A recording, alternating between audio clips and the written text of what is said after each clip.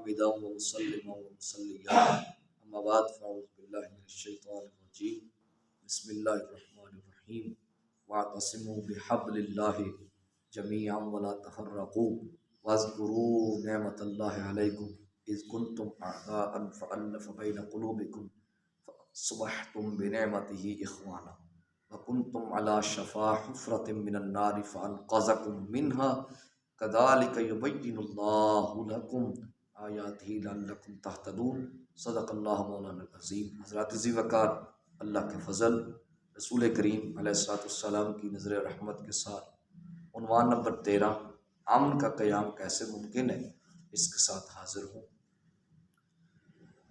اللہ رب العزت نے انسان کو تمام نعمتوں سے نوازا، بہت ساری نعمتیں اللہ رب العزت نے انسان کو عطا فرمائی۔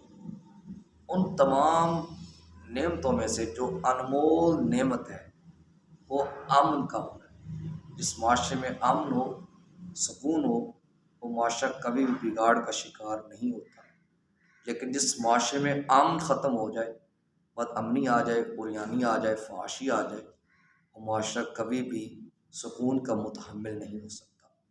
اللہ رب العزت نے اس کے متعلق ارشاد فرمایا سورۃ آل عمران میں کہ اللہ کی رسی کو مضبوطی سے پکڑو اور فرقوں میں نہ بڑھ جاؤ، اور یاد کرو اس نعمت کو جو ہم نے تم پہ کی۔ وہ کون سی نعمت تھی؟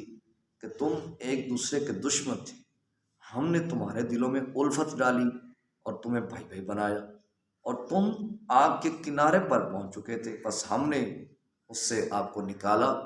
اور یہ اللہ کی نشانیاں ہیں، وہ بیان کرتا ہے تاکہ تم ہدایت یافتہ ہو جاؤ۔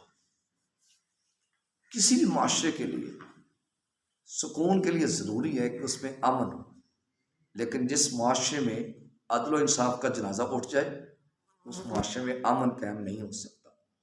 جس معاشرے میں غربا، فقراء، مساکین کا مذاق اڑایا جائے اور وہاں پہ امیروں کو پروموٹ کیا جائے، وہ معاشرہ امن کا خواہاں نہیں ہو سکتا۔ جس معاشرے میں شریف بندے کی پگڑی اچھالی جائے اور بدمعاش بندے کو پروٹوکول دیا جائے، وہ معاشرہ امن کا خواہاں نہیں ہو سکتا۔ جس معاشرے میں قتل و غارت عام ہو جائے، وہ معاشرہ امن کا خواہاں نہیں ہو سکتا۔ جس معاشرے میں لیاقت، دیانتداری کا مذاق اڑایا جائے اور دوسری طرف جو غیر دیانتداری ہے اور بد لیاقتی ہے اس کو پروموٹ کیا جائے، وہ معاشرہ امن کا خواہاں نہیں ہو سکتا۔ یہی وجہ ہے سیدنا ابراہیم علیہ السلام نے جب مکہ شریف کی تعمیر کی تو جہاں پہ آپ نے دوسری دعائیں فرمائیں، ان میں سب سے پہلی دعا جس کا ذکر ہے وَإِذْ قَالَ إِبْرَاهِيمُ رَبِّ اجْعَلْ هَٰذَا بَلَدًا آمِنًا وَارْزُقْ أَهْلَهُ مِنَ الثَّمَرَاتِ۔ فرمایا اے میرے رب، اس شہر کو یعنی مکہ کو امن والا بنانا اور اس کے رہنے والوں کو رزق عطا کرنا۔ اس سے یہ پتہ چلتا ہے کہ رزق کی فراوانی کے لیے امن کا پہلے ہونا ضروری ہے، کیونکہ پہلے امن کا ذکر کیا جا رہا ہے۔ جس معاشرے میں امن ہوگا رزق کھلا ہوگا، لیکن جس معاشرے میں امن نہیں ہوگا اس معاشرے میں رزق کو تنگ کر دیا جائے گا۔ آج یہی وجہ ہے، ہمارے اندر بد امنی ہے، ناانصافی ہے، رواداری نہیں ہے، لیاقت نہیں ہے، بد دیانتی ہے۔ آج پکے ہوئے اناج پہ یالہ باری ہو رہی ہے، بارشیں ہو رہی ہیں، طوفان کی صورت ہے، ہمارا سب کچھ تباہ کیا جا رہا ہے۔ اس پہ ہمیں کسی نے خراب نہیں کیا، ہم نے اپنے آپ کو خود خراب کیا ہے۔ علامہ کا شعر وہاں پہ صادق آتا ہے کہ اپنے ہی من میں ڈوب کر پا جا سراغ زندگی، میرا نہیں بنتا نہ بن اپنا تو بن۔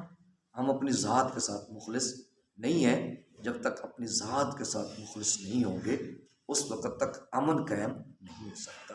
اب آئیے رسول پاک صلی اللہ علیہ وسلم کی سیرت طیبہ سے کچھ اصول لے لیتے ہیں کہ جن کی وجہ سے معاشرے میں امن قائم ہو سکتا ہے۔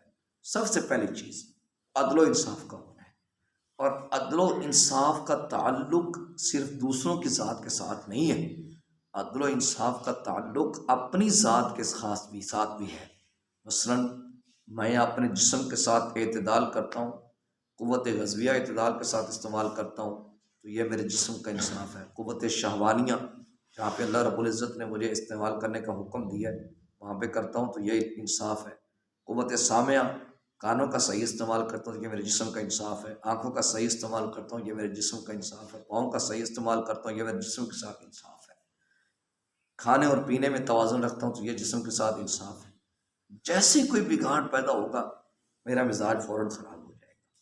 اسی طرح اگر میں ایک گھر کا سربراہ ہوں، میرے 5 بچے ہیں، تو انصاف کا تقاضا یہ ہے کہ سب کے ساتھ برابر کا سلوک کیا جائے۔ ایسا نہیں ہے کہ ایک بچہ اچھے پیسے کما کے لاتا ہے تو میں اس کو پروموٹ کروں، میری کوٹھی بھی اس کے حوالے، میری گاڑی بھی اس کے حوالے، میری زمین بھی اس کے حوالے، میری جائیداد بھی اس کے حوالے، میرا سب کچھ اسی کا ہے۔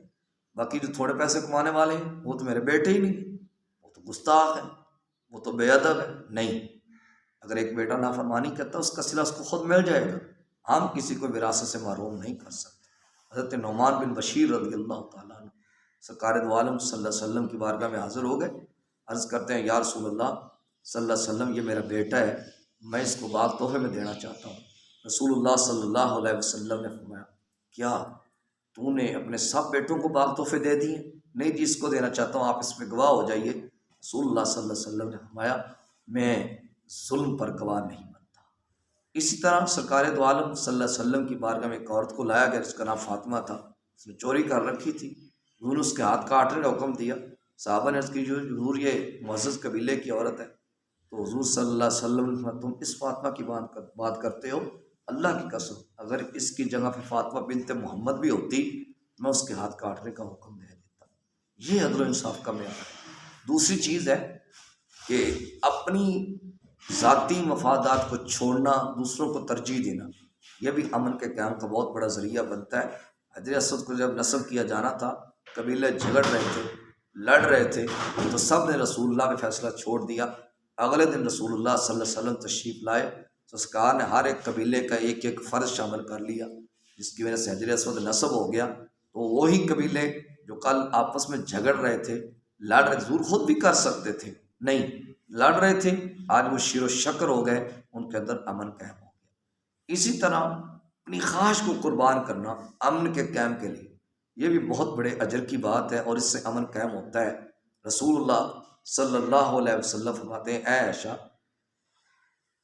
میرا جی چاہتا ہے کہ میں کعبے کو ان بنیادوں پہ کھڑا کروں جن بنیادوں پہ ابراہیم علیہ السلام نے کھڑا کیا تھا، اور اصل حیت میں کھڑا کر دوں۔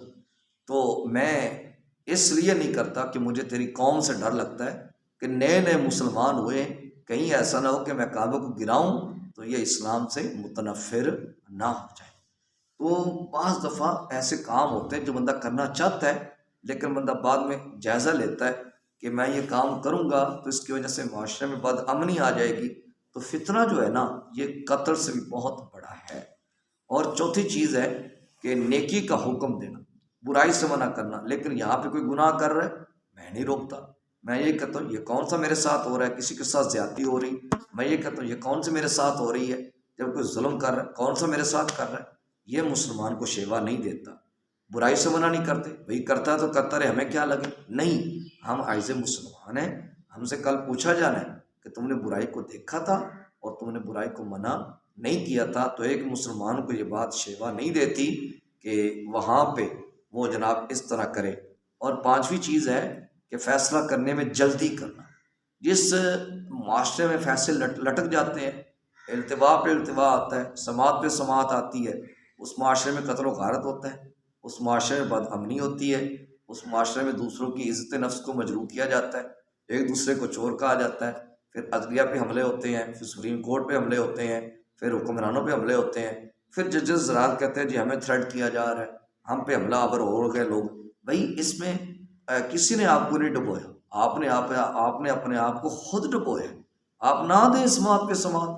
پھر جب ایک فیصلہ ہو چکا ہے تو یہ ہمیں اس لاجک کی سمجھ نہیں آتی کہ فیصلہ ہو چکا ہے تو فیصلہ سنا دے، نہیں جی فیصلہ محفوظ کر لیا گیا ہے، اب جی الیکشن کمیشن آف پاکستان پتہ نہیں کب سنائے گا، کوئی ڈیٹ نہیں، فیصلہ محفوظ ہو گیا، ہائی کورٹ پتہ نہیں کب سنائے گی، کوئی ڈیٹ نہیں، سپریم کورٹ پتہ نہیں کب سنائے گی، کوئی ڈیٹ، کوئی وقت نہیں۔ یہ تماشا تو ہم نے خود بنا رکھا ہے، اسی وجہ سے پھر ہر بندہ کہتا ہے جی توقع ہے میرے حق میں فیصلہ آئے گا، توقع ہے میرے حق میں فیصلہ آئے گا۔ تو یہ ہم نے خود لوگوں کو الجھا دیے۔ اگر آپ فوراً فیصلے کریں، فوراً فیصلے سنائیں تو یقیناً ہم بہت بڑے الجھاؤ سے بچ سکتے ہیں تو ہمارا سارا کا سارا نظام ہی خراب ہے۔ تو رسول اللہ صلی اللہ علیہ وسلم کا معمول کیا تھا؟ انصار کے درمیان لڑائی ہوگی، رسول اللہ کو پتہ چلا تو سرکار نماز عصر کے بعد تک صلح کروا کے تشریف لائے تھے، ان کے درمیان فیصلہ کر کے تشریف لائے تھے۔ تو یہ اصول ہیں سیرت رسول عربی صلی اللہ علیہ وسلم کے، کہ معاف کرنا، معاف کیا جائے تو اس معاشرے میں بھی امن قائم ہوتا ہے۔ تو یہ ہے، اگر ہم اس سیرت کو اپنا لیں یقیناً ہم بہت بڑے بگاڑ سے بچ سکتے ہیں۔ اللہ رب العزت مجھے اور آپ کو حفظ دین عطا فرمائے۔ وآخر دعوانا الحمدللہ۔